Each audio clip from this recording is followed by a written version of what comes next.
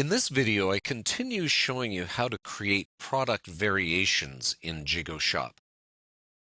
Remember, we switched this from a simple to a variable product. All right, and when we did that, we got a new tab here called Variations. So you click on Variations, and there's actually nothing there. Now, the problem is we haven't added an attribute yet for this. So you have to go back to Attributes over here. Now, remember earlier, under Attributes here on the sidebar, we had added the attribute color. We can use that for any products, remember. So that's what I'm going to do right now, is I'm going to say this product, I want it to use the color attribute. Okay, so I add my attribute. Now there's my list. Remember I said I wanted multi-select, not just select one. I could have 20 different colors here. I can choose which ones for this product I want to have available. Now, in this case, I don't have orange. And where'd my other one go? There it is, red. I don't have red on this one. Okay, so I deselect those, and now I've got my choice between blue, green, and purple. Now, if I leave this simply as display on product page, that's just going to be, again, showing up as additional information. But I don't want that. I want to actually choose colors. Okay, so I have to uncheck that and put is for variations. All right, that's a really important move there. If you don't do that, it's not going to show up here under variations. Okay, so is for variations must be checked off. I always do update on here just so I make sure that I've definitely added that. So now when I go to variations, watch what happens.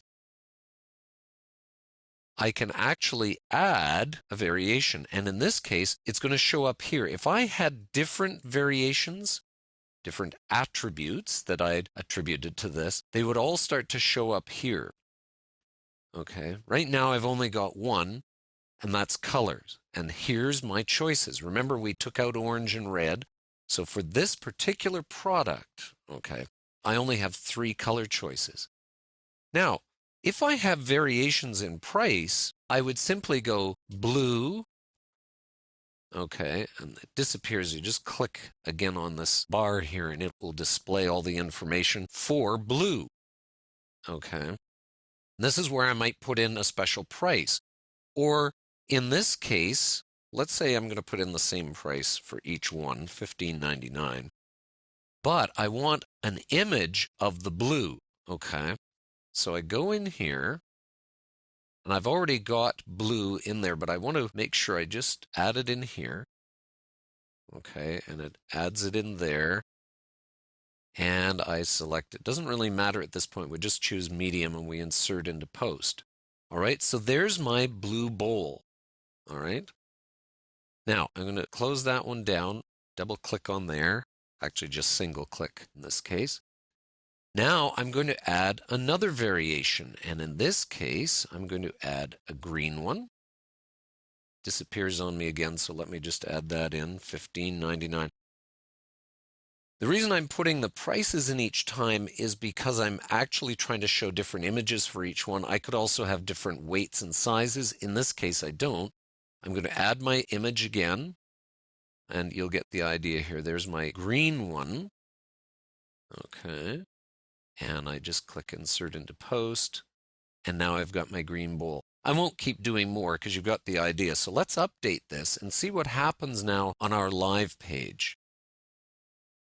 So now we have our options. And I choose this, and I say blue, let's say. Now, if I had variable prices, it would say from the lowest price. Let's say the lowest price was $8.99. This part up here would say from $8.99, and then when I actually choose my particular color, it would pull in the price for me. That's where I can have variable prices. You would do that perhaps with sizes, for instance, if you had different sized items. Okay, so now I could switch that to green, let's say. Notice it's changing the image up top here for me. Okay, hang on, let's switch back and you'll see if it goes to blue, it switches back to blue for us. All right. Now you can do a lot of things with these products. Let's go and add sizes, for example. So again, remember, I've got to go and add this as a general attribute. size. And I don't need to worry about the slug. Now, again, I want to make sure it's multi-select so I can choose from any one of them. And I can go over here, and if I click Configure Terms, this is where I'm going to add my different sizes. Okay, now this is very important. I'm going to put small here, okay? But we have to make sure that under our slug, if we want things to appear in a certain order, this is where you do it, is under your slug. And so I do O1-small. Now this is a little bit confusing at first, but once you get the idea of it, now I'm going to add medium, okay? And my slug here is going to be O2 medium, all right? Now the reason I'm doing that again is that it's going to show up in a particular order when I do this. Let's put in large just so it's easy to see. All right, so there's our large. Our slug is O3. Again, the slug is not automated. You've got to do this manually. And now you can see the slugs over there. All right, let's go back to our product. Wide rim soup bowl, here we go. Now, it's not going to show up here under variations yet. Okay, we have to add this attribute to this particular product. So I drop down here, and now it shows up as an option for me to add an attribute. So now I again can choose, maybe I only have small and medium in this case. Remember, uncheck this. We want to actually make it a variable. So we put is for variations. I always do my update just to be sure. And then when I get to variations, now notice, remember, it added sizes here. Now I've chosen green and blue, and I'm going to say allow any size for green, any size for blue. That's by default. Now if I want to specify green only comes in small or green only comes in medium, I can do it from there. But for this case, let's just update this. We're going to have any size for any color. All right. Notice there I clicked my update button, but it didn't update. If you're not right in the middle of the button, it won't always update for you. Now I get my product updated. If I don't see that, it hasn't been updated. All right, let's refresh.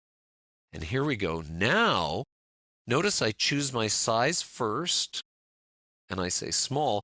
If small wasn't available in blue, let's say, then blue wouldn't show up here. It would be grayed out for us. But I can choose blue. Now it puts in my price because I've chosen those. So you can see it's a little complicated, but you've got a lot of possibilities for having variations and different product options for your Jigo shop.